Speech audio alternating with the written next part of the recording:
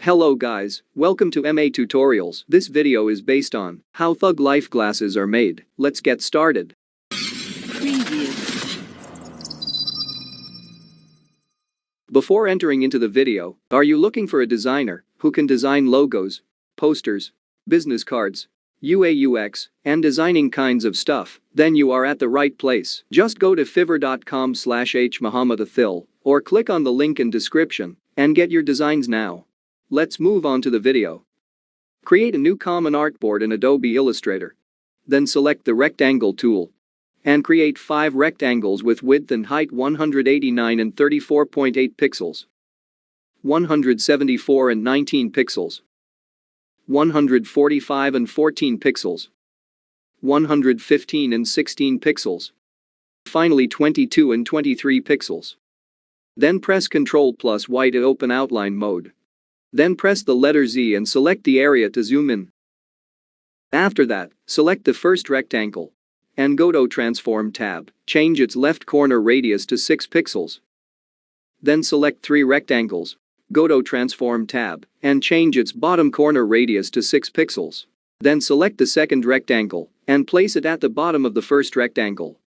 Then select the third rectangle and place it at the bottom center of the second rectangle. Then select the fourth rectangle and place it at the bottom center of the third rectangle. Then select the small rectangle and place it above right side of the first rectangle.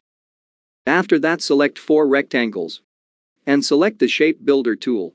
Then convert rectangles into a single shape. Then select the shape and hold the Alt key, then drag it to right side of the shapes. Then flip it in horizontal. Then place the shape to left. After that, press Ctrl+Y to close outline mode.